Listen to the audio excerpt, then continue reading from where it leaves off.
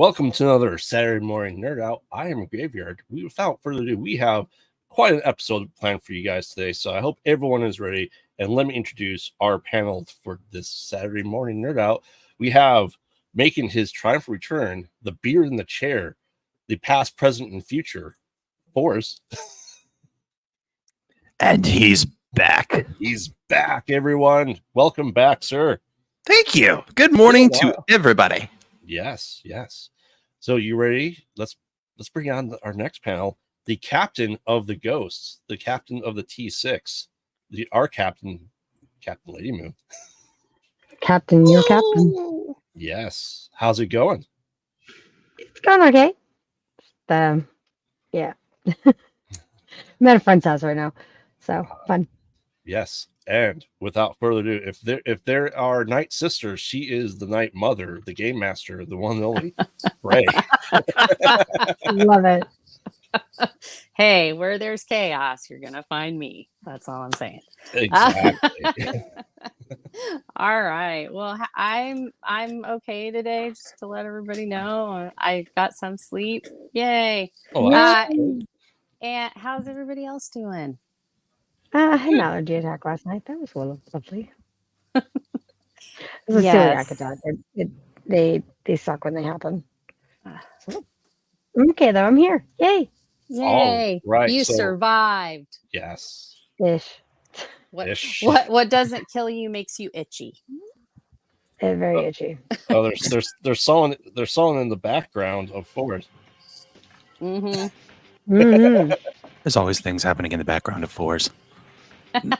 There's lots of. All right. So, There. if you're wondering how we stay caffeinated on the Saturday morning now, we have someone just for you. We have our sponsor, Dubby. Yes. So whether you're just waking up for a nerd out, staying up late gaming with us, stuck in your retro alcove for hours, or just tired from all your Saber fights, our sponsor is just for you. Dubby has no calories, no sugar, no fillers, no artificial colors. Each serving has 150 milligrams of caffeine, which is the same as 2 cups of coffee. And because it contains neurofactor, it delivers the energy and focus with none of the jitters. So to get 10% off your Dubby, go to www.dubby.gg and use the code KCP2023 for all your Dubby needs. Thank you, Dubby, for being our sponsor. I'm just always impressed that you get that all out. Last night, Mr. Fourzze got to try it out for the first time, I believe. It's so way less complicated than the other one. I know, Isn't right? it? Like neurofactors and gamer streamers and like tongue twisters. They don't Yes, like the tongue twisters. But without further ado, thank you, Cavers, Dwellers, and Splunkers for joining us for another Saturday morning night. We hope you're caffeinated. We hope you're ready to nerd out with us. You're not caffeinated? All right. But That's enough for you. Without further ado, I believe we have some games to get to.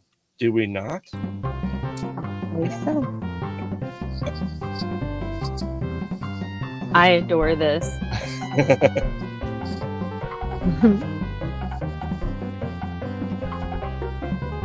I feel like putting on like my slave Leia outfit. Me too. And dancing Okay. to Sure got interesting. Yeah. Tina music. But we have the last episode coming up of Ahsoka and taking over Game Master. Where are we at from this last episode to where we are now? All right. So I'm gonna do my as quick as possible breakdown as I can.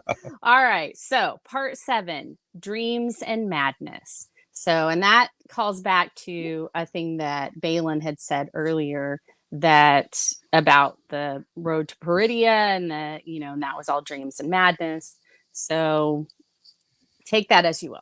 All right. So Ahsoka and Huyang they make it to Peridia, and they're welcomed with a minefield. So you got all these beautiful star whales and they're getting, in these little explosions, and they are not about it. So they decide to just like No pop pilot off. there. Yeah. Yeah, they're just like, nope, we're gone. And Ahsoka pilots the ship into the Purgle graveyard. So there's the Peridia is where the Purgles go to die. So there's a graveyard similar to an elephant graveyard, but in space, because it's Star Wars. And, and so then Thrawn tries to locate Ahsoka with the help of Night Sister magic, while Ahsoka tries to find Sabine with the Force. Then we cut to Ezra and Sabine as they're traveling with the Noti. Oh my God, they're still so cute, and I love their little outfits, and I'm just gonna say that right now. And they're attacked by some raiders, and their outfits are actually pretty cool too. Very like old samurai with the big head dresses and everything. Oh, it's like really cool looking. Anyway, and red and orange, and they're on these howlers that are really horses. And I feel bad for the horses. I always feel bad for the horses. And so the raiders that are attacking them, they are actually being commanded by Baylan and Shen. But Baylan decides to separate from Shen to go on his personal mission, which we still aren't really sure about. There are some rumors going around of what it might be, but I don't know. I think we're missing something.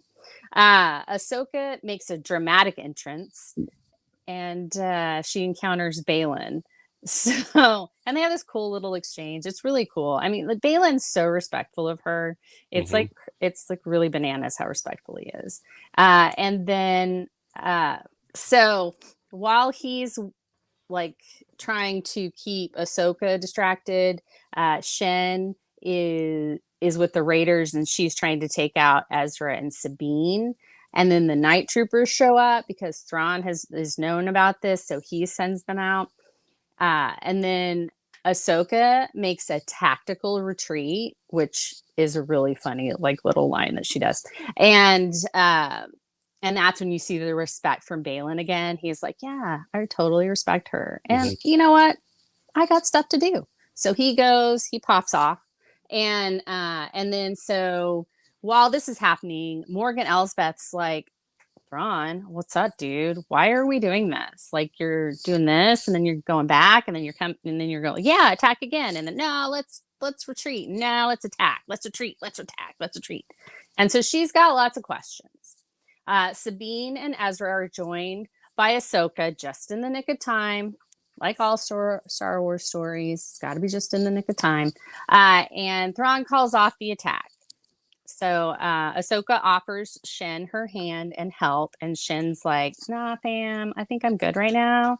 And then we get the reunion scene. Ahsoka, who is presumed dead, she's back. So Sabine's all, I thought you were dead. And she's like, and it's this reunion. And then she hugs Ezra. Ezra's all excited. Then he realizes what Sabine said. It's a touching moment. And then Thrawn rains on their parade by saying, oh, Ahsoka, she wasted what she needed, time, and now we're getting ready to leave without them. And so it's really cool, and that's how it ends. Yes. Yeah, I'm excited for the last episode. I mean, I think we're just diving into the Thrawn mindset of the strategy superior leader he really is. Yeah, I like that we didn't get him at the very end. I like that it's more we're seeing, and then we're also seeing that like Morgan Elsbeth is kind of like, dude, what? And so you're kind of seeing that. And Enoch, although took a back seat to it, still creepy. Creepy. So yeah, that's it. So who do we think was I almost take out everything. Who do we think was the standout of the episode, though? Does anybody have an oh my God, they totally stood out? I don't know. I still say Baylan is he is still the standout, that he still has this mission and this, as you said, respect, and we just don't know what he's doing, because he's not outright evil. He's not there. He's doing a personal mission to help stop the cycle, as he put it. That's just Jedi Sith, Jedi Sith, Jedi Sith, Republic, Empire, Republic, Empire. So he's trying to do a greater good. Right. Okay, so yeah, I mean, I can see that. I just Mhm. don't know if he was a standout of this episode. I think he was pretty. I think he was meant to take a back seat in this episode. I kind of felt like this was Ezra's episode. Yeah. Fourzze, what do you think? This was definitely an Ezra episode. Unfortunately, they had an opportunity that they dropped the ball on. Really, really bad. It's what made the episode a 9 into a 7, honestly.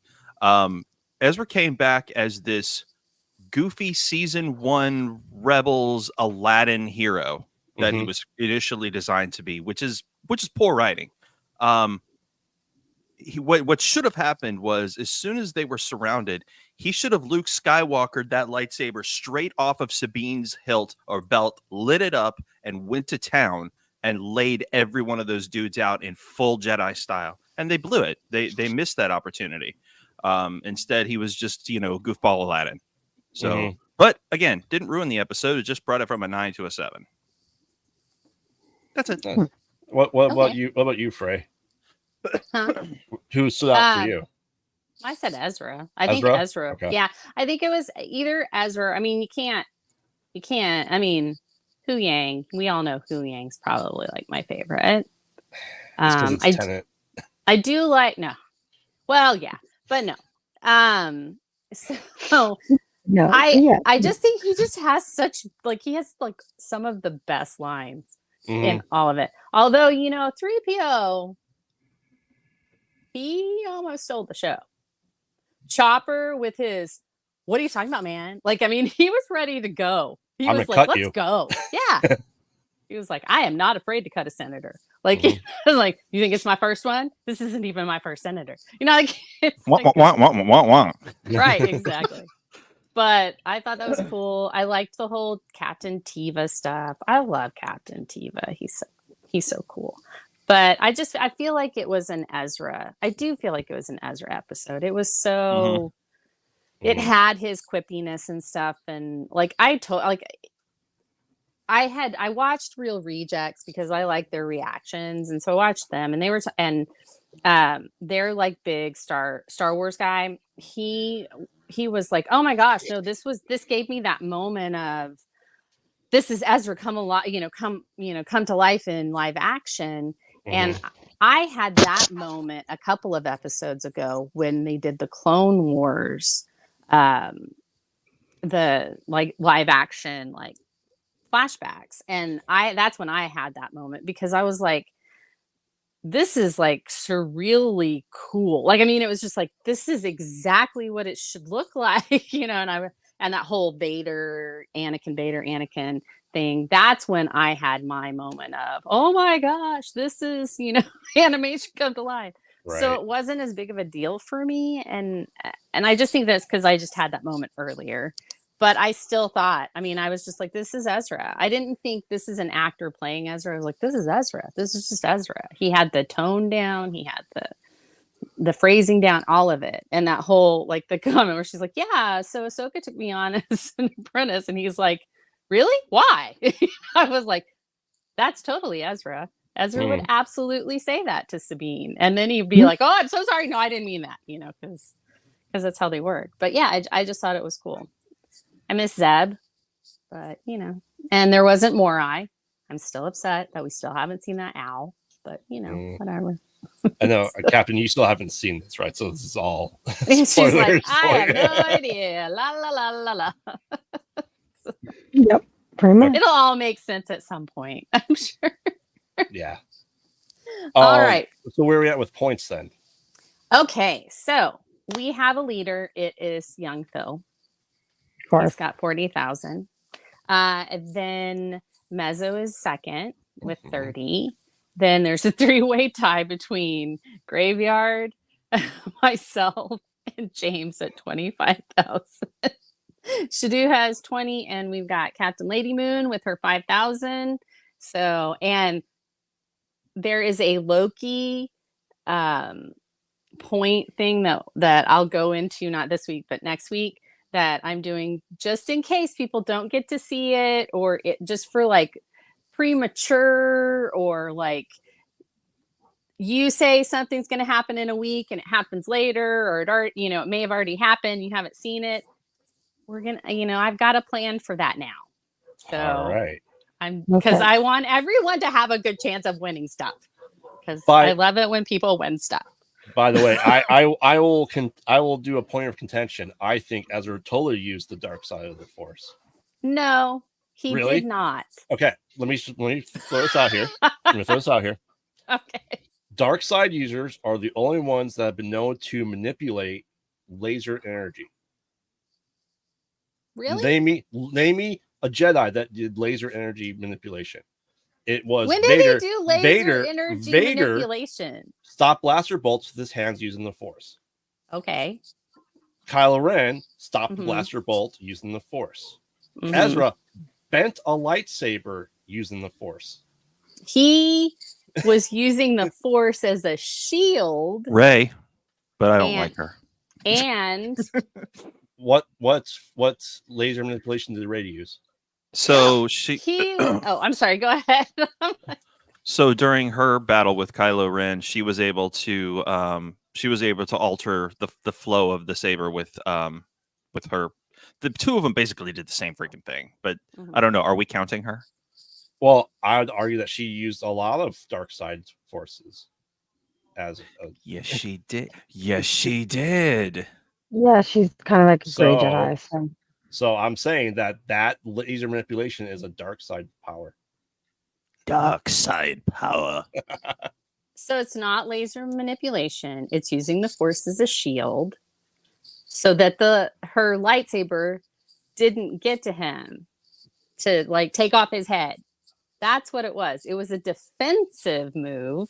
So I say it's light side. Also, he clearly mind manipulated all the stale people to be in their friend. Right.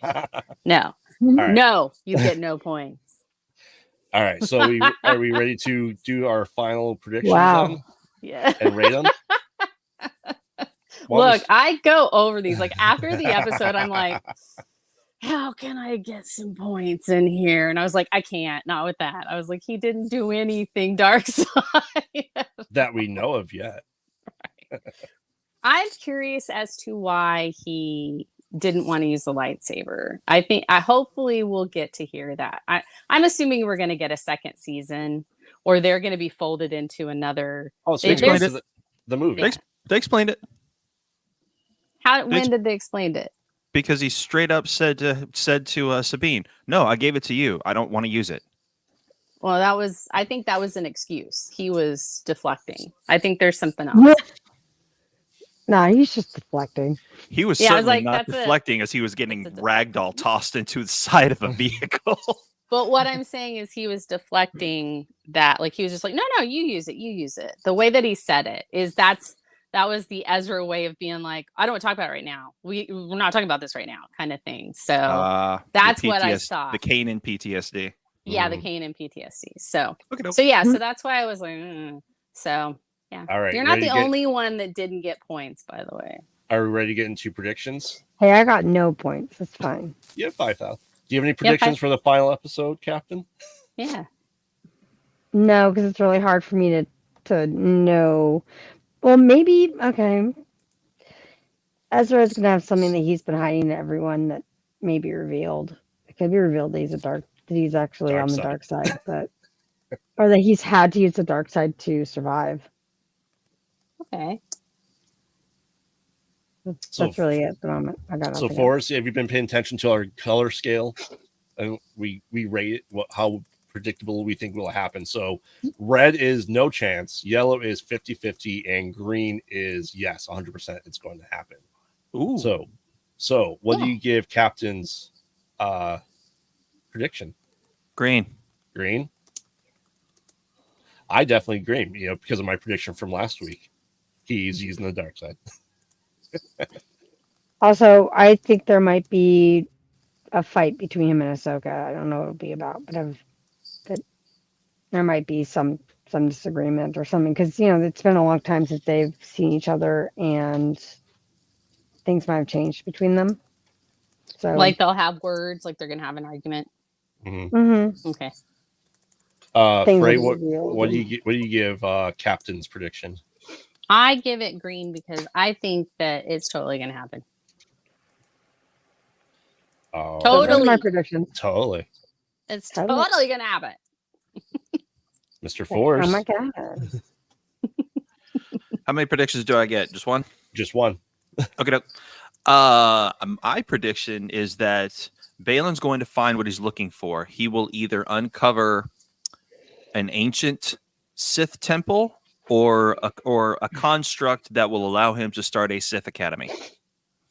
So do you think Mhm. he's going to start the Sith plant that was in the EU? I'm not sure about the Sith planet, but definitely there's going to be kind of like what Luke is doing with the Jedi Academy Mm-hmm. post return. I think that's what Balin's going to do. He's going to do what Luke's doing, but Sith. Do you So it'll think- be a temple or a school or some sort of Like a learning training center. facility. a training facility, everything. Yeah, but he feels something on that planet, just like just like Ahsoka does. So I think he's gonna find it, and because the light side gang need to get back to our galaxy, they're not going to be able to stop him. There won't be enough time. Do you think it'll be Abeloth?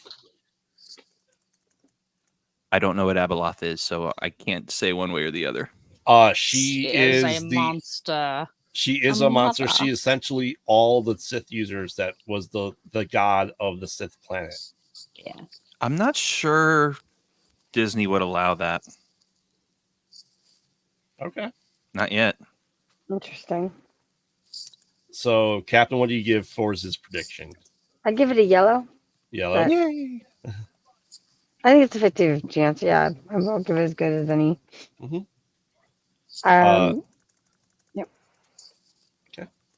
Fray. I'm also going to give it a yellow.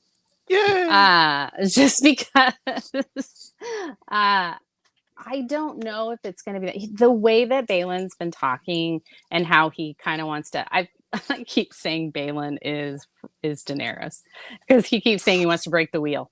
But obviously he's not. He's much better than Daenerys, but because he's freaking Ray Stevenson, everyone. But yeah, I just think that I would like it. I don't know if it's going to be Sith though. I think he is trying to do something, but I think it might be much bigger than that. I think it's he wants to eradicate both sides and start over from scratch, basically. The true nature of the Force sort of belief. Yeah, that kind Interesting. of thing. And so that's why I'm like, I think he's going to establish something. I just don't know if it's going to be like Sith. I think it might be something older than that. I think that's, and I don't know that our heroes are going to make it off Peridia this season. I think we might get we're stranded until next season. So cliffhanger. Yeah. Okay. Oh yeah. So, and then maybe they find out that they can use the world between worlds or something. I don't know. I'm just spitballing here, people, because that is not anything like what I put on my prediction at all. So, I will also give it yellow. I think he will form something. I think he'll go back to the nature of the Force. That the Force is just a tool. It's neither good nor evil. It's just how you use it. And it's really it's just for you consider the dark side for personal gain is when you use the Force is the dark side's personal gain. So, but I think something's definitely calling to Balin, and we know something's calling. I'm just interested to see what it is if we even get that answer. So I think it's a solid theory. I think something's I think something will be established. I don't think Balin wants to get off the planet. I think he's got plans to stay there and do stuff. And so, and I think it's going to be that, do we take on Thrawn that people are already kind of know is coming, or do we try to take on Balin and get him like something's, something with the Force might happen and that might take precedent. I mean, it may be something like that. So, that's why I'm like, I think we're missing something important. And that's why I think this last episode is going to be so important to the bigger story and how not only will it affect just the Republic, but it's going to affect everyone in the Star Wars galaxy and this other galaxy. And so, yeah. And then we'll find out we're all from this other galaxy and that we're really Battlestar Galactica. Yeah. So what's your prediction for the final episode? Okay, so my prediction is pretty boring. Sorry. I said we meet what was calling to Baylan and Thrawn makes it back to the Star Wars galaxy, setting up season 2.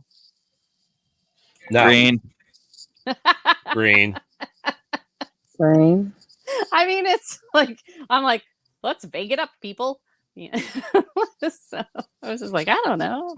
I feel like we're going to get something. So you hope so with one episode left. You hope so. So, all right. That's a good prediction. All right. Yeah. So, I think everyone except Baylan will make it back. I think they will sneak aboard the Star Destroyer and get back that way. I think the big reveal will be that Thrawn does meet with the Shadow Council of the Imperial Remnants that Gideon was talking to, and that will start leading then into the the Empire. First Order. Yeah. I think Baylan will stay on Peridea. Okay. Okay. So everyone except Baylan will make it back. Thrawn meets with the Shadow Council. What was in the middle of that? That's going to set up the First Order. Oh, First Order. Okay. The meeting with Okay. it's essentially, I think the big thing is that he's going to meet with, they're going to have their holographic meeting, and then Thrawn appears in the middle of it. Oh, and goes, I'm back, essentially. He's I'm back, bitches. Oh, I wasn't going to say that. But yes. What do you think they also are going to try to start setting up Smoke? Because Smoke was behind the First Order. Sorry, just getting into the First Order in the movies. I think the Gideon cloning part was the hint to Snoke already. Snoke, yeah. So what do you guys think? Green, yellow, or red? Captain, what do you think? This sounds more like a green to me, just because if they are setting up for the First Order, it would make sense to do it now. Mr. Force. They're trying to make a through line for canon for the movies. Yeah. You missed green from me marginally. I'm going to throw you a 90% yellow 90% because you yellow. lost me at the First Order. Honestly, I believe this because I've got friends in the Saber community who know people who know toy manufacturers who have the whole story. I believe we're getting a DC Universe effect here. The world between worlds from Rebels has essentially split timelines. The Obi-Wan show, the Obi-Wan show with Leia, Mando, Andor, everything that we've been seeing is going in a completely different direction. Time isn't just changed one way, it's changed on a fulcrum. Ahsoka's name is Fulcrum. Yeah, that's true. What's going to happen is instead of Thrawn coming back and it's going to be this, First Order council meeting, it's going to be heir to the Empire. He's coming back and it's just going to continue to shoot completely off track. They're not retconning the sequels. They're putting the sequels in an alternate universe. Filoni is rewriting the sequels, the future of Star Wars. So it's going 2 ways so they wouldn't have to pull the sequels off the shelves. So instead of starting the First Order, he's bringing the Empire back and he's going to rule over it. But everything you said before that, completely true. He will get back. They will have a council. He's not done with the Night Sisters, and I don't know why the Night Sisters submit to him. He's just a blue human. They have ultimate evil force powers that can literally mind wipe and do everything, and they submit to this man. All right. He's charismatic. So, Fray, what do you think of red, yellow, green? I think green. Okay. I think we're gonna get it. Only reason is just because Brendan Gleeson's other son is playing Dom Hall Gleeson's dad. And he was the one that was in the Shadow Council meeting in in Mando. So I was like, hey, that's I was like, that's Dom Hall Gleeson's brother. So, Brian, I think his name is. Yes. Yeah. So Ryan. because of that, I'm like, no, I think that's gonna happen. I'd like to see the meeting that we saw in Mando from Thrawn's perspective, if he was even there, or if we find out that he got there right after the meeting. I think that'll give us a little bit more. Well, they said of a time timeline frame. wise, this is after season 3 of Mando. Right. So that's why I'm like, I want to know like exactly how far. Like, was it taking place like parallel to season 3, or was it taking place after season 3 a couple of years, like, that kind of thing, like how long ago the Gideon was the Mando? Gideon thing happened in Ahsoka. It already happened, so it's after. Right. What I'm saying is like how far after, like did the Mandalore thing just happen and that's why he's mentioning it, or did it happen like last year, or whatever, like 17 or 170 cycles ago? I don't know, just whatever, like that's what I want to know, like where it is, like is it going to be, and I think we'll see that when Thrawn gets back to the Star Wars galaxy, because he'll have his lieutenant back who we saw in Mando. So yes. All right, well, are we ready to move on to now? Before we go to the next game, let's hear from Mr. Fourzze and his thoughts on Sea of Stars. Oh my God, Sea of Stars was wonderful. What an absolutely beautiful, beautiful indie game. If there's going to be an indie game of the year, this is going to get it, hands down.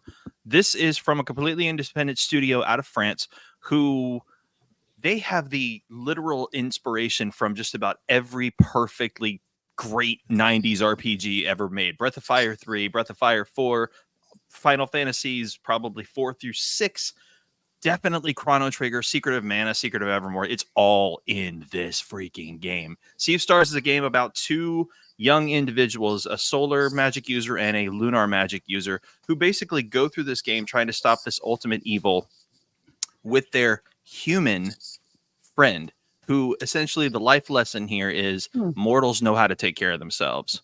It's a turn-based setup that has a Super Mario RPG element to it, so where you can interact in the turn-based combat. So you can crit strike and defend yourself with a button press while you're attacking and defending, which is fantastic. It's a complete game, no DLC yet.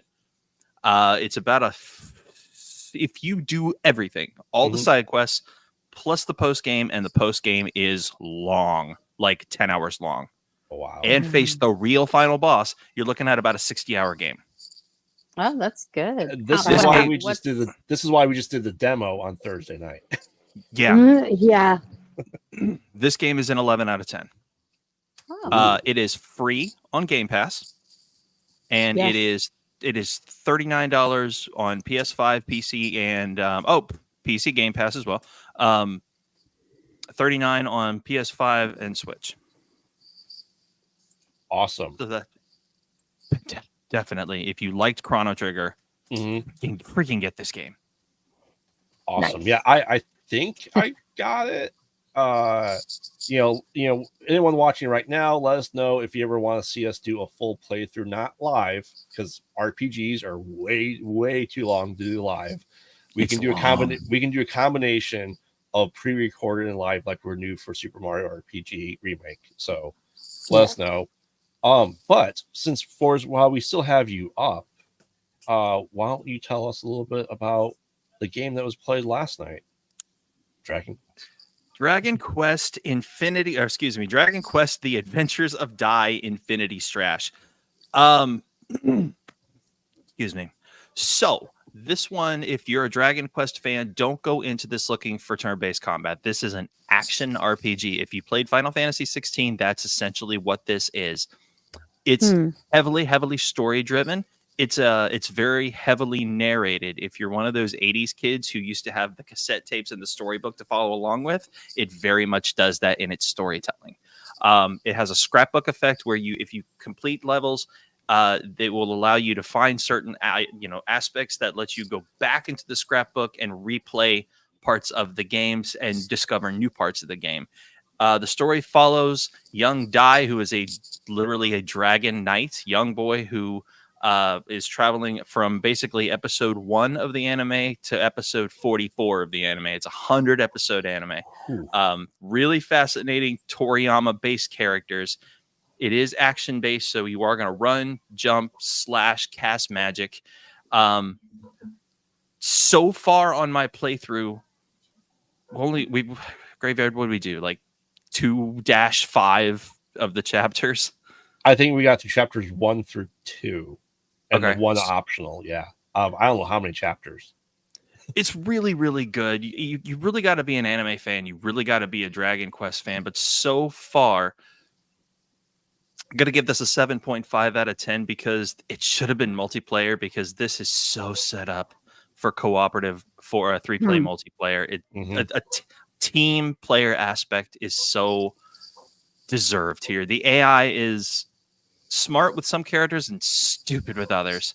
And really, they could have told the story aspects with the in-game graphics of what they've done instead of giving us the cassette tape storybook approach. But it's neat because the cassette tape storybook approach gives us actual scenes from the show. They're just stills. It is voice acted by the Ocean Group, who is the original group who did the anime, so they didn't deviate from that. The acting is beautiful. The story is told beautifully. You just gotta like the show, and you gotta like Dragon Quest. But yeah, it's definitely worth a pickup. Is it worth the $64? Probably not.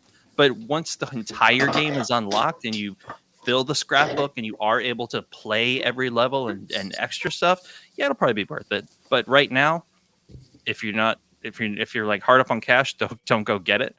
But if you're looking to just kind of blow hours on killing slimes and Drax and dragons and whatnot, yeah, pick it up. It's good. It's real good. Tree face. Tree faces. Yeah. So I mean, I was, the Fours Return of Beer in the Chair. We did play it last night. Fours played it, and for me, not being an anime type person, as notoriously known, I'm not an anime person. It was good story based. Was it very anime? Yes, it was.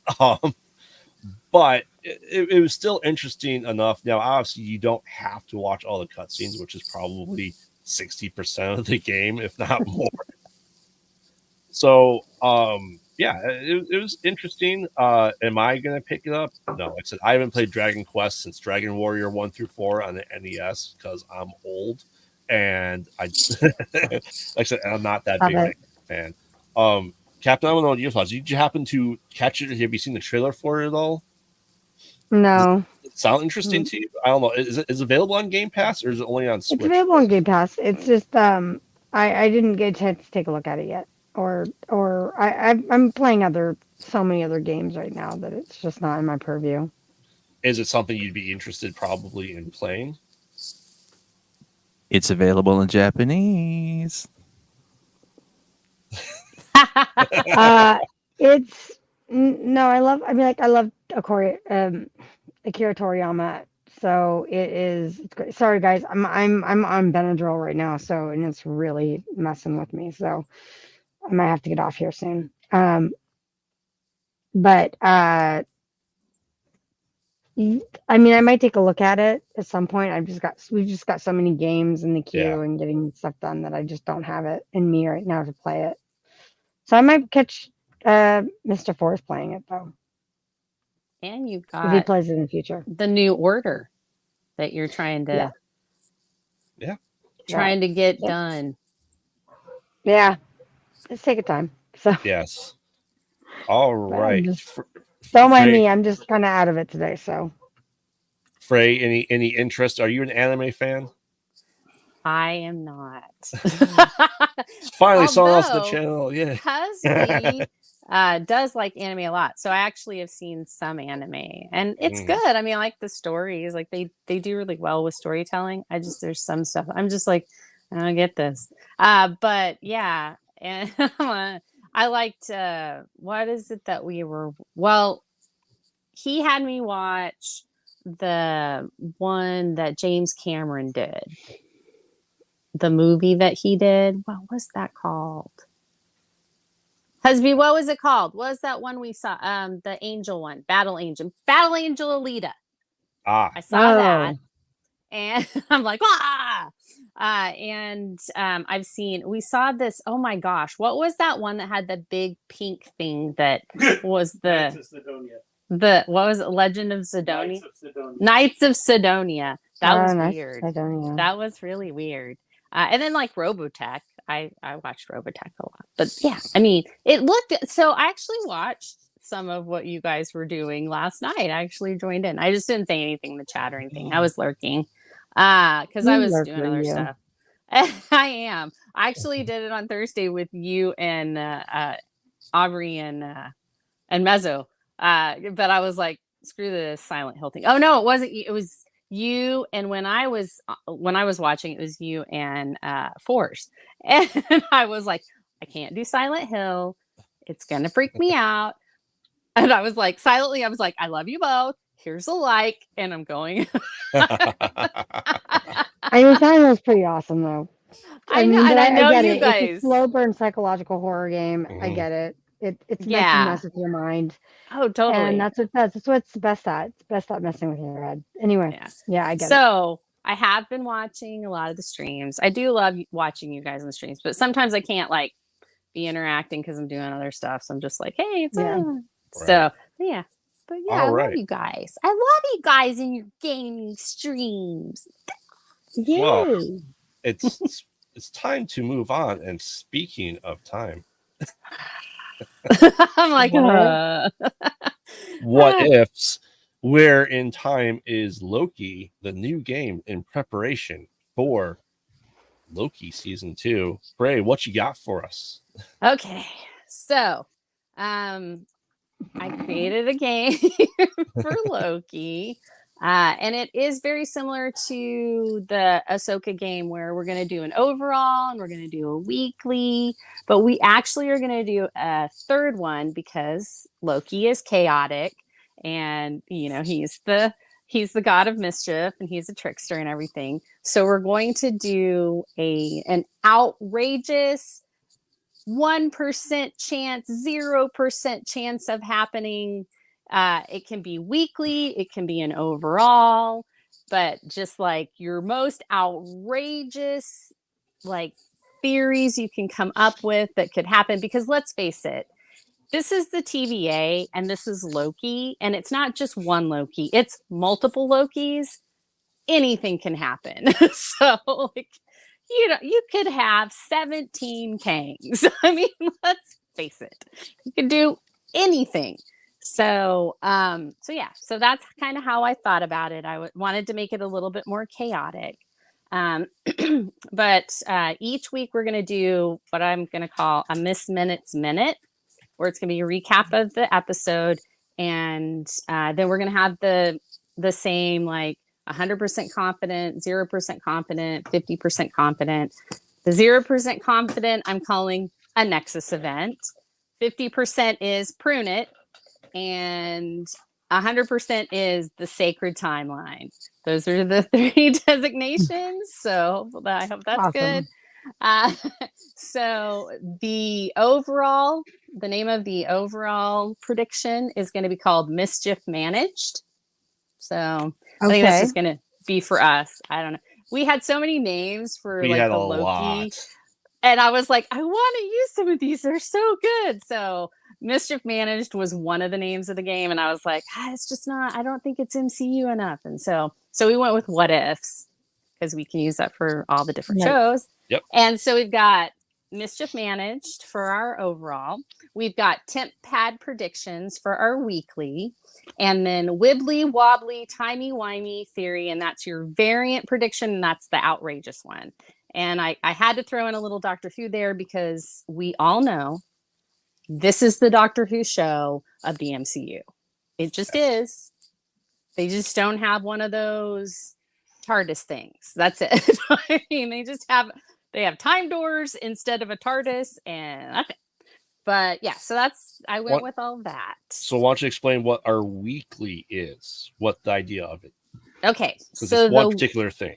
Yeah, so the weekly it's going to be what time period do we think the variants will land in? So you can make it for a solo character. Let's say you're really focusing on Sylvie, and Sylvie's in the 1970s. So you'll say Sylvie will go to the 1970s this week. Okay, or Sylvie's going to be in 2012, or just. You can say 2012, you can say the 2000 teens, and the way that I'm looking at it is if you say the 2000 teens and it's 2009, you're getting the points. If you say the 20 teens and it's like 2011 or no 2020 or 2021, I'm still going to get because it's you said that 10-year mark, so we're going to give you plus or minus 10 years. Yeah, plus or minus 10 years. No, plus or minus like a year or two. And I'm bad with the things. I'll know it when I see it on like written down, but trying to say it and work it out in my brain doesn't work. Yeah, so see, if you say 2012, it's very different. It's very different if it's 2012 and it's 1970, for instance. Right. Yeah, right. Yeah. Then I'm going to be like, I really wish that was close, but it's not. In the grand scheme of the universe, it's really close. Right. And in the universe, yes. If we're talking Neil deGrasse Tyson, he would say that that's within 10 seconds. So, yes. But no, we're not. So that's what we're going to do there. Okay. And then you want to try to get as close as you can. But like, if you're like, look, I don't know when Queen Victoria was alive. It's like Victorian times. You'd be like, okay, is it like, is she old Victoria or young Victoria? Because like, I'm sure we can all figure it out together. Mm-hmm. So, but I think like we'll kind of have an idea. I just thought that would be fun. It's not something that we have to be like, well, this is going to happen to this person. This is going to happen to that person. And all I could think of. Oh, because it's about time, so we're guessing time. Yeah. All I could think of in the multiverse. Oh, that's the idea. So yeah. Oh yeah. So are we ready to start giving our predictions? So let me go ahead and do a real quick, and I say this. I'm gonna probably I'm gonna peace out. You want to give your prediction? I'm gonna go early. You want to give your prediction and then peace out? Yeah, I'll just give the prediction and peace out. Just because I've not watched the show at all, and B, I don't want to really be spoiled because I plan on watching it with Fray. At some point, I plan to watch Fray with Mets, Fray, and myself, and anyone else who wants to join in.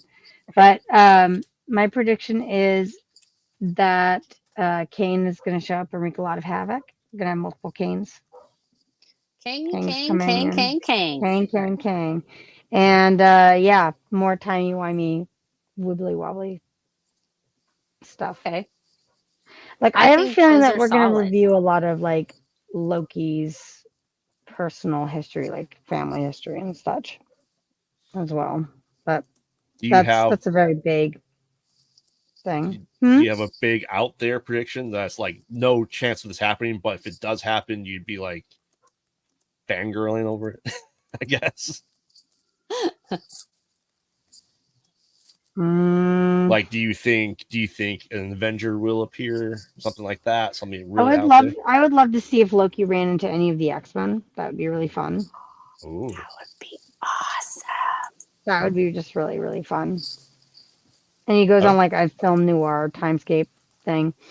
I think that'd be really fun. Or if he like winds in any of like these universes that you're like, what the? Then he's like, what the is going on? Like it's like a completely outside the MCU universe. That would be a lot of fun too. I know that wouldn't happen. That's like a very out there, not going to happen prediction. But gosh, it'd be so much fun if you wound up in like Strange New Worlds or something. Be hilarious. I Anyway. think I like that idea. I'd love him to meet the time hopping mutant Cable himself. Yes, that would be Oh, awesome if you met snap. Cable. That'd be That'd be amazing. the X-Men. That'd be awesome. I Yeah, put he that would meets be an amazing if that X-Man, happened. but I can change it to Cable. Do we want to change it to Cable? You want to change it to Cable? You want to leave it to an X-Man? I'm gonna leave it next, man. I'm just Okay. I would love to see if you ran into one of the mutants. Yeah, I think that would be awesome. I'll Awesome. put X-Man / mutant, so that way, if they haven't technically ever been in the X-Men, you're covered, Yeah. sister. Awesome. Mutant. All right, you guys. I am the captain. Your captain. I'm signing out for now. All right. Thank you, Captain. Okay. We love welcome. you. All right. Love Bye. you guys. Bye. Forrest, why don't you go ahead and give us your weekly overall and your absolutely phraziest prediction? I think we're going to have a connection to Multiverse of Madness.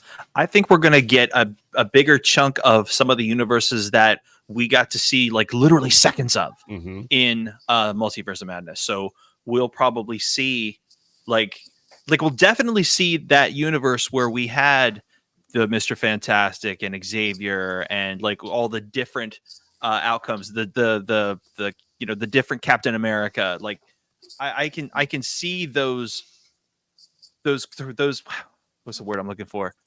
I think we're gonna get those Easter eggs. I think this is gonna be filled with Easter eggs that not just comic book fans understand, but they're gonna throw back to some of the movies and the series we've seen so far. That's gonna be to the point where it's gonna make the viewer go, "Why did they throw him in here?" Or, "Oh my god, are you serious?" Including Deadpool. Nice. Oh, So that's your phrasy one. I like it. Yeah. What's your Okay. Hold what's on. your Hold on. I am writing all of this down. So I need to know. All right. So we're gonna get Easter eggs galore. Is that your overall? Is that your variant one? Your wibbly wobbly timey wimey one? The visitations that the places he's gonna go, either Mhm. jump to or be dropped in. Okay. So, but is that I need to know which theory it is to know where is to that put it. is that your overall? Is that it'll tie into the Multiverse of Madness? Yeah, it's going to tie Okay, in. that's your overall, okay. So we're going to have we're going to be re-exposed to story events and places in Multiverse of Madness. Okay. So we'll visit those places. I am going to in lose some form or I'm fashion. going to lose so many points. We on don't this, lose. We don't lose points anymore. No, we don't lose points anymore. Disqualified from the game. This is so wrong. All right. So you got that, Fray? See other universes. Okay. All right. So I've got that one. All right. So then the Easter egg galore, that's going to be your, like the Deadpool Easter egg galore. That's your variant theory. Mm-hmm. The most Okay. out there. Yeah. Yeah. All right. I'm just saying variant because I don't want to keep saying wibbly wobbly timey wimey because it's a mouthful. All right. WWTW. There we go. That's even worse. See, this is why we have you right there, right there. you earned your stripes there, buddy. We gotcha. Okay, and then all right. So I've got that galore thing. Okay, Easter eggs. What, Rosalie? Oh, Rosie wants to predict. She's like, I got things to say, Daddy. Oh, baby, it's okay. Okay, so you just need his weekly time period prediction, right? Yeah. What do you think will happen in the first episode, time wise?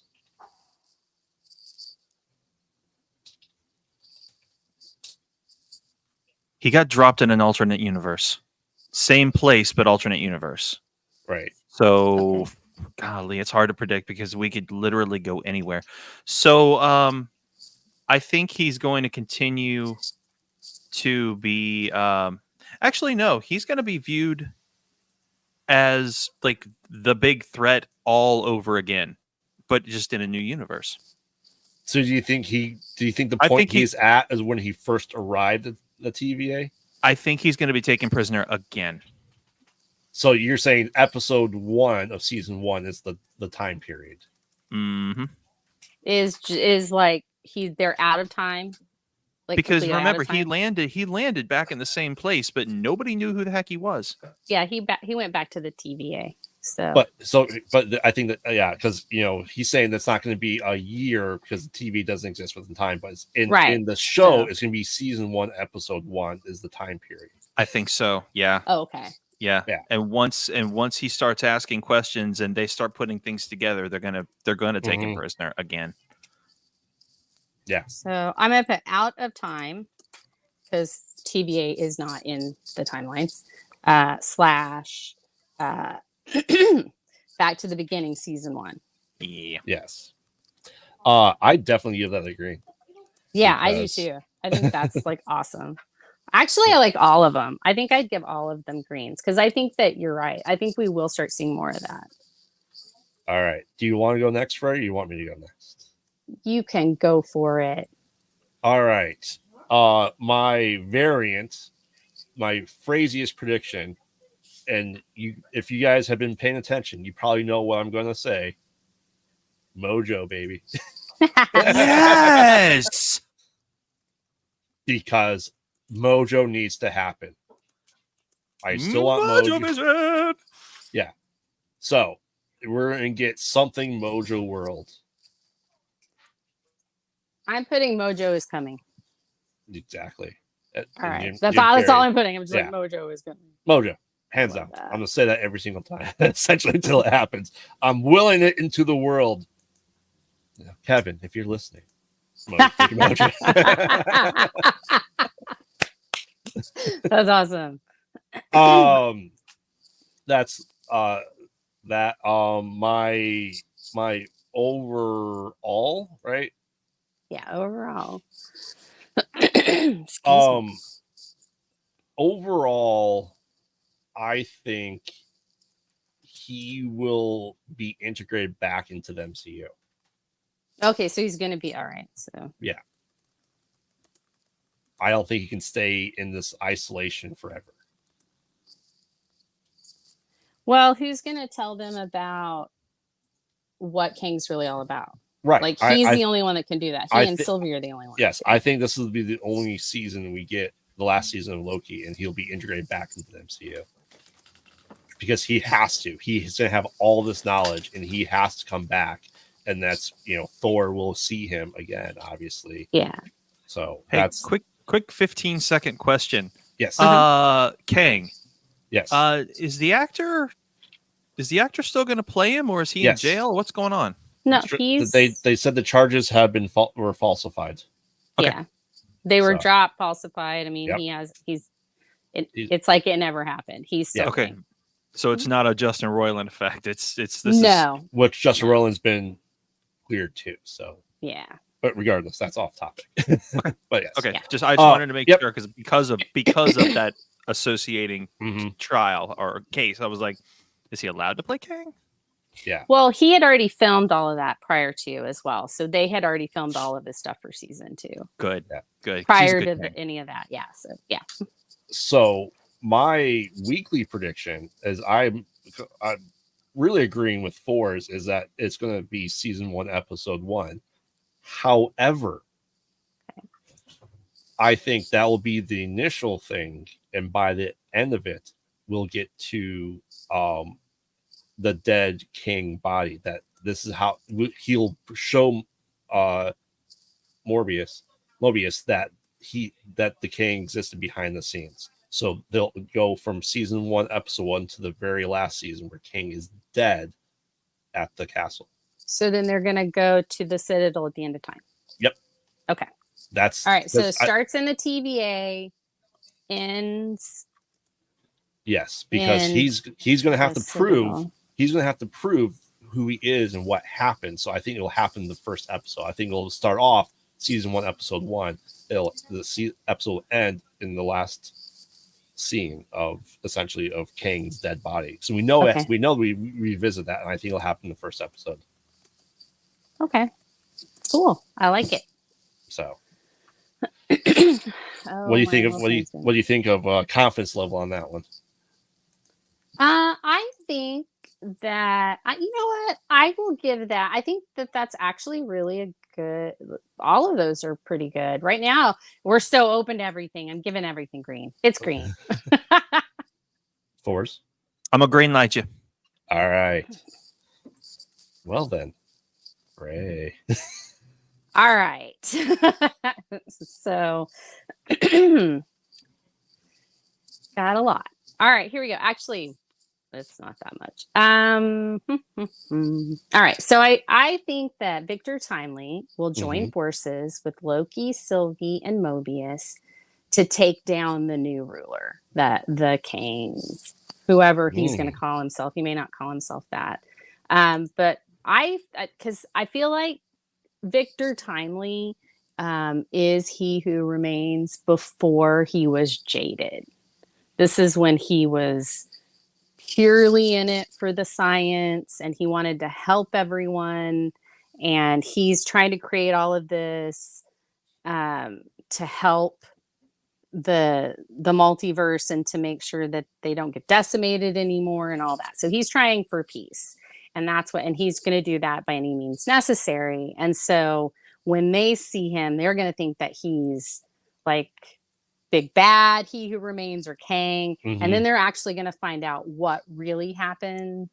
And they're going to find out that Victor Timely is actually a pretty good guy. He's not like a bad guy yet. He hasn't been corrupted yet. So he is He Who Remains beginning journey. Yeah. Okay. This is like before he's been at the Citadel at the end of time for millennia. And and before Ravonna Renslayer dies, because I think she's going to be like, this is going to happen. I think Kang, the Conqueror, is going to kill her and we'll see him. And then that's what's going to send Victor Timely into this. Everything must be ordered. And, I can't let this ever happen again kind of thing. And so we're going to see those kind of threads come together. Because like right now, all the threads are everywhere. And this season, I think they're going to try to get the threads together. And we're going to hear another couple of incursion things. Oh, this could cause incursions. This is this. And, dogs dating cats, like that kind of crazy. It's going to be pandemonium.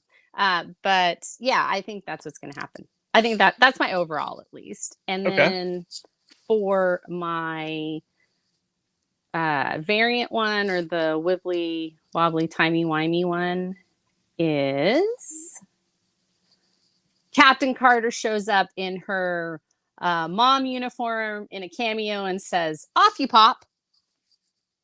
That's my wild one. I like it. I'll probably have a different one each week, by the way, just to let you know. I'll be like, this cameo is going to be this. All right. And then I think we're going to start in the TVA, because that's where we left off. And I think by the time the episode ends, that they need to go ahead and try to find Sylvie to find out exactly what happened. Did she kill him? Did she not? Because can they get through? Is Abeloth reset now? Or Aeloth? Oh, I don't know. Yeah. I've been there's a lot of Aoths recently. So we'll just call it the giant smoke monster from Lost. Okay, smoke monster. the smoke guard dog. Yes. So because she may not be enchanting him anymore, especially if she's not there anymore. So they may not be able to get to the Citadel at the end of time.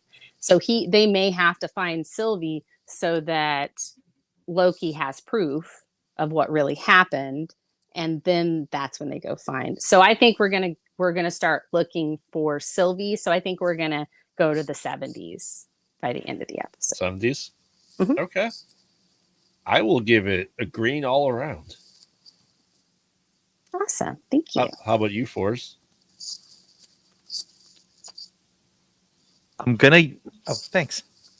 I'm gonna give it a marginal yellow. She's almost on green, but I'm gonna give her a yellow marginally. All right. I'll take it. All right, awesome.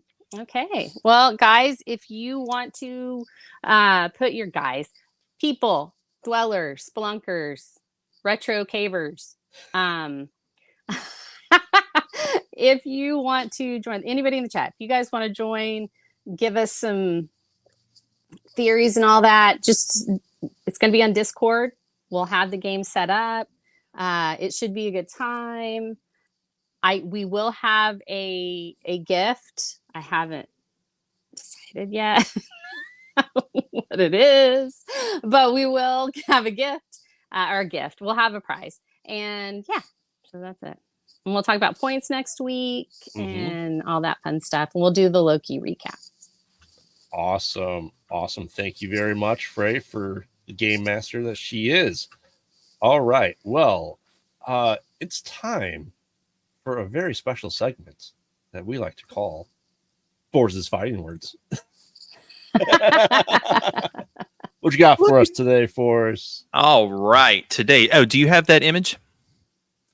The one you got from last night? Oh, it's in the thumbnail. That's why I use it for.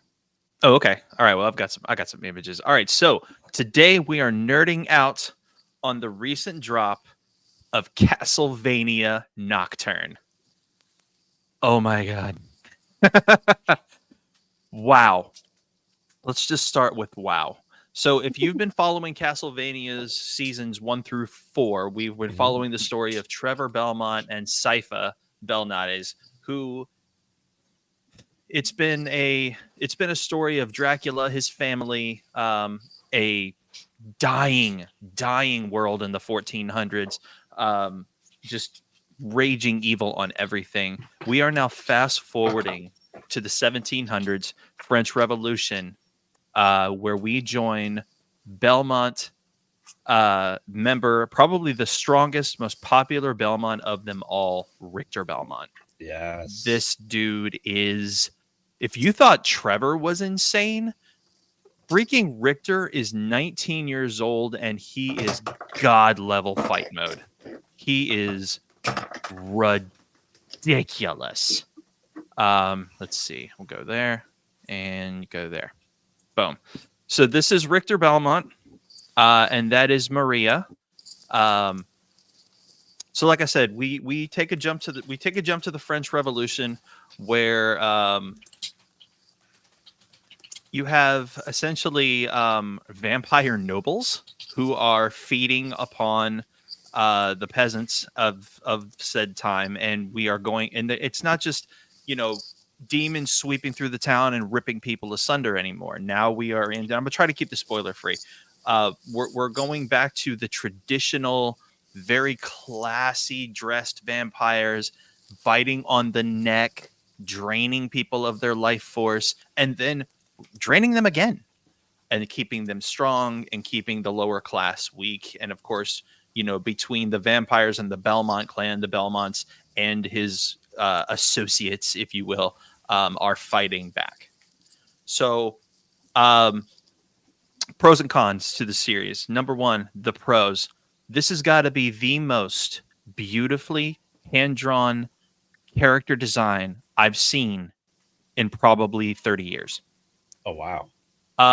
To give it a good comparison, now I don't know if this was a European, Japanese, American combo of art style like they did in the animated Hobbit back in the early 80s, because that was a combination of artists from Japan and America.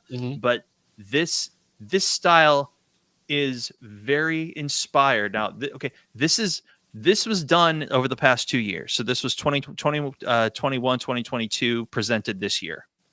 This is Gunbuster 1987. 87, 23. Yeah. This is City Hunter 1987. 87, 23. It is very 80s anime inspired. And it doesn't disappoint visually. It's very smooth.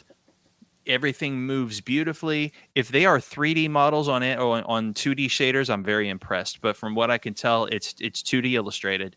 It's absolutely gorgeous. The acting is on point. It's believable. It's extremely. They portray a lot of emotion. A lot of the stills that they use to show you shocked, to show you despair, to show you hopelessness, to show you surprise. They sell it. Oh my gosh, do they sell it? It is a high gore value. They do eventually rip people asunder. The audio is extremely good. They do fan service you at one point where they do play Richter's theme from the game. Oh, really? Mm-hmm. So that's really good. So those are the pros. Definitely worth the watch. It is it's not Castlevania Season 5. It's You can watch this and still never seen beforehand. So it's a standalone. So here's the cons. You can't go into this as a you can't go into this expecting the game. You can't expect Dracula X. You can't expect Rondo of Blood. This is not Rondo of Blood at all. Thanks, sweetie. One sec.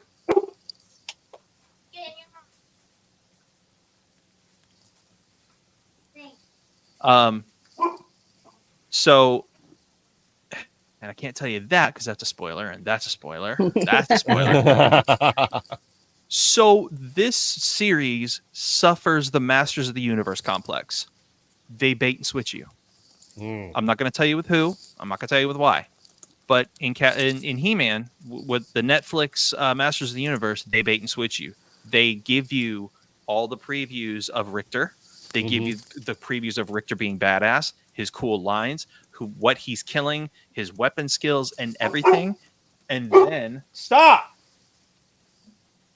And then they switch you. Instead of the focus being on him, they put the focus on another character, which is a shame because not only was the characters that they are introducing not the traditional storyline, they've made a lot of alterations. Okay. You have to be a Castlevania fan, especially of the game, to understand the types of changes that were made, because the characters that have been introduced, they are different in relation, they are different in age, they are different in race, they are different in just about every way, and it's all based upon one ending to a prior game. So like in a game that's supposed to be prior to this, if certain people die, this is the story you get. Oh. So again, the writers who know their Castlevania are exploring new possibilities as a result to different endings of former games. Interesting. Yes.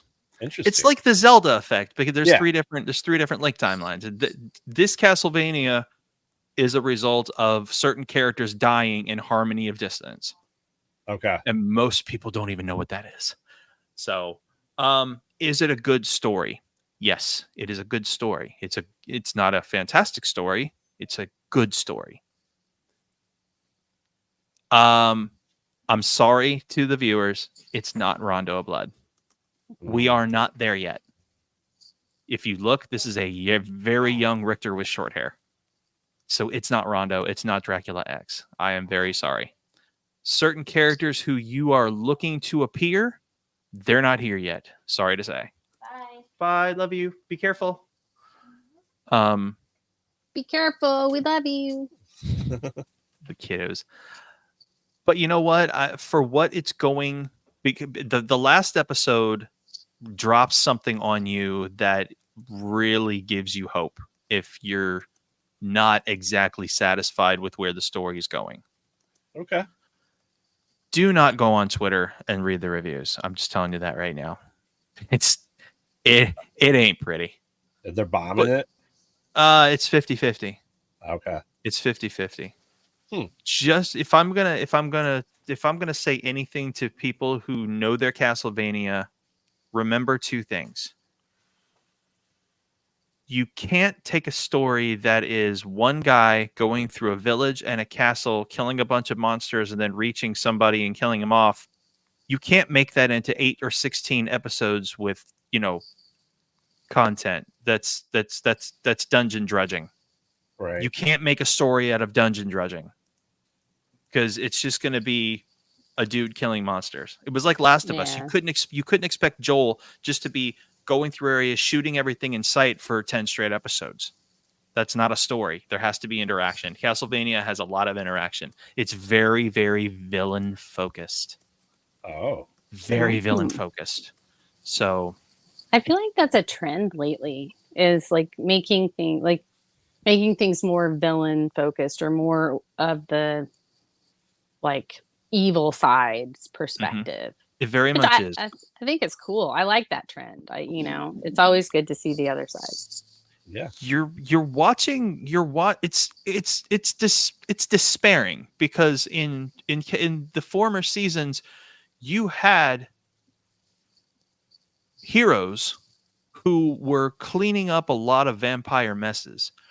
This is a world, or this is a part of the world, who is not only overtaken by evil, a lot of they've accepted it.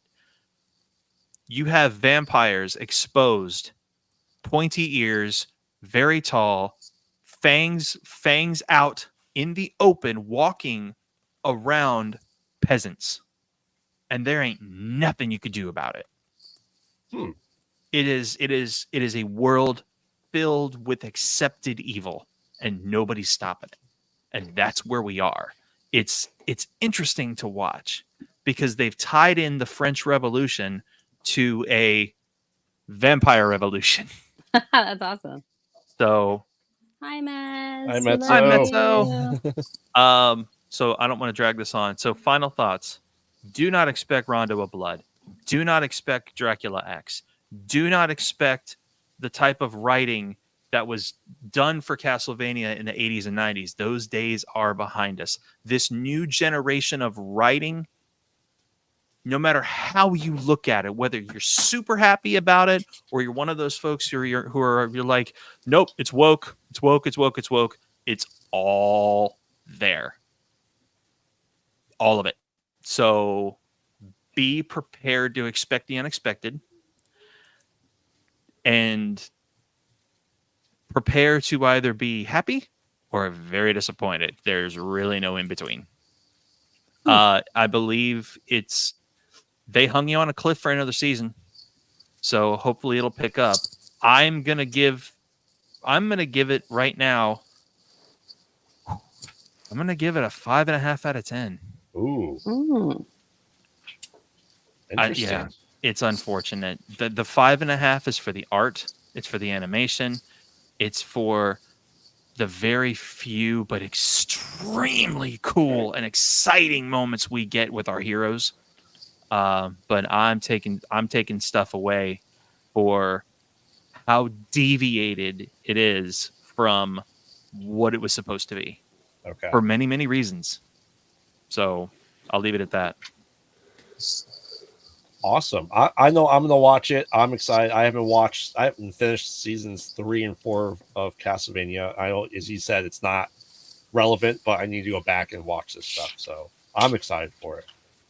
So, well, thank you, Force, for your fighting words on Castlevania Nocturne. Yeah, we are glad to have you back. I am happy to be back, and I'm so glad to see everybody. I've missed y'all so much. Well, we are very happy to see you. And a lot of that type of talking too. I'll wait till next week and you see the Miss Minutes thing. Yes. Well, we are at the end of the episode, so let's do some pluggable, shall we? We'll start with you, Mr. Fourzze. Hey, everybody. I am Fourzze FX Saber Sound Designs. You can find my work on saberfont.com. Go to Font Artist, Fourzze FX. Purchase some sound fonts for your prop lightsaber, a saber that you can get at places like kybercave.com, Dark Wolf Sabers, Vader's Vault, and the like. You could also find me over at our sister channel, Distance Nerding, sometimes on Tuesdays, sometimes on Thursdays, depending on how I'm feeling. And I am super happy to announce that over here on Kyber Cave Productions, you can find me on my brand new show, Beard in the Chair, Friday nights at 8, joined by none other than Graveyard, the god of beards himself. We are going through new games. We've got a whole new format to keep things really nice. And I'm extremely happy to present this format to you. We started last night, and I'm so happy to be back. And I'm also very happy to say that you know what? No, I'm not going to say it. I'm going to let Graveyard say it because that's his bottle of wine to pop open for you. Oh, for Spooktober? Yeah. All right. Well, I'll get to that in a second, but we got to hear from Fray. Hi. Hi. I'm Fray. And not that you guys don't know that. I guess if you're new, you probably don't know. So hi, if you're new.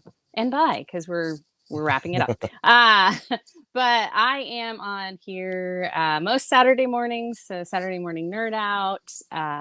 Last week I had too much coffee and was up for 4 days. So I am drinking tea now. And it was not fun. Anyway, I'm also on Distance Nerding on Tuesdays for the download. I have my own channel where we're doing classified, where we classify your favorite fandoms into Dungeons and Dragons classes. And we actually have a couple of really interesting ones. We're doing some for October that are horror. So, and I think we mentioned Graveyard in them at least once, I think in one of them, but we're doing I'll be in the comments for that one. We're doing John Carpenter's The Thing. That's the first one because he and I both have seen it and we both really liked it. Interesting. And then for the one that we're going to put out for Halloween, we're going to do Dracula, the original book, Dracula. So we thought that would be fun. And and then we've got a Loki one premiering, I think, tomorrow. For the upcoming Loki. It's for season 1. We did those. Lots of bards in there. Lots of bards. Anyway, and then we've also got our sister show called Journals of the Classes, where we actually tell you what each class is with their subclasses. So if you don't know what a bard is and you want to know what types of bards to look out for, you can watch that one because it's up now. And then, I've got a couple other things going on. Eventually, I've been threatening to do a game stream on Twitch with Skyrim, and I think we're trying to ramp that up soon. So, I do Discord for all the channels too, and I'm on Patreon occasionally on Fray About Town. So, you're probably going to see me places. It's just going to be, I'm going to be there. So, awesome. Thank you very much. And I am Graveyard, co-host of the Mostly Pod All Night Mostly podcast. You can find that at comicconradio.com every Wednesday, except for Spooktober, where we are doing 2 to 3 episodes a week of horror movie reviews. So make sure to check that out at Comic Con Radio. We're also there with our friends Distance Nerding. On top of that, starting Wednesday, we have a new Conversations in the Void, where I interview people in the horror community, whether they're writers, directors, actors, comic book producers, podcasters, anyone and anything horror related. We are doing that. So make sure to check it out. Follow us on all social media at Pod Out at Night. Top of that, you can find me here 2 to 3 to 4 days a week at Kyber Cave Productions doing all these new things. You can find me doing the build bracket wise and interviewing people with Young Phil and Force and whoever else is able to join us. Make sure to check it out because we are doing a Spooktober bracket session. And we may do a Oops All Brackets episode, which figuring that out. But speaking of Spooktober and Kyber Cave Productions, we have a big lineup planned for Spooktober. We are doing Retro Alcove old games. We are doing a Freddy versus Jason game for the NES. We are going to do Nightmare on Elm Street and combine it with Friday the 13th in one episode. We are doing new systems that we have never done. We're doing a super CD-ROM game because we're doing Rondo of Blood. Yes. Let's for the Retro go! Alcove. We're also doing the original Splatterhouse on the Hue card for the PC Engine. I'm excited for that. And Clock Tower, the English translation of the game that helped inspire Resident Evil and From the Burning, all that stuff. And to continue Spooktober, new games on Beard in the Chair. Hold on. You missed one. I missed one. And to wrap it up, Nightmare Creatures. Nightmare Creatures, yes, which is a PlayStation 1 or N64. We're new PlayStation 1, so we have a first PlayStation 1 game where it's bad cameras, it's bad angles, it's bad fighting. It's going to be great. I love the game, honestly. I'm excited. I don't think Fourzze ever played. I don't know many people that have. So I'm excited. I don't think for all I've that ever heard coming of out. it. So There's only 2 of them. But Fourzze, why don't you tell us our list for Spooktober for Beer in the Chair nights?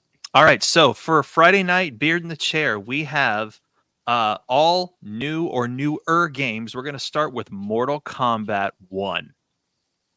So we're gonna watch Graveyard go through and finish him with fatalities. And then returning once again to Kyber Cave will be the boy, the son of Fours, Crimson himself, and he's going to be taking us through Resident Evil 4 on PlayStation 5. isn't that his like favorite Resident Evil? One, yes, absolutely. Oh, yeah, okay. Leon is his boy. We're gonna have a title called Lempo. And then if we can get folks together, it's probably looking like right now, because we have 5 Phasmo players. So, but we're gonna need Phasmophobia, I believe, is 4 to a team. But we have Phasmophobia, but we've got 5 people who are able to play. Myself, Graveyard, Mezzo, the Captain, and the Crimson, who all can play. And then to wrap up the month. And we lucked out on this because just about 2 days before Halloween, we're going to play the brand new Alan Wake 2. Yes. Wow. And that is supposed to have some sick gameplay. Mm-hmm. So that is going to be, and I'll probably be presenting that one on Xbox Series X. Yes. So make sure to check out Spooktober across all our stuff. And make sure to have your Ugg boots and pumpkin spice latte ready for Spooktober. And it's also my wedding anniversary in the month There of October. you go. Ooh, happy Halla Fray. We had a Halloween wedding, so. All right. Well, on behalf of everyone, thank you, Cavers, Dwellers, and Splunkers, for joining us for another Saturday morning night. Make sure to check out Saber Rattle tomorrow night, where Mezzo is back and co-hosting with Ark. I'm excited, and we'll see you next time. Bye.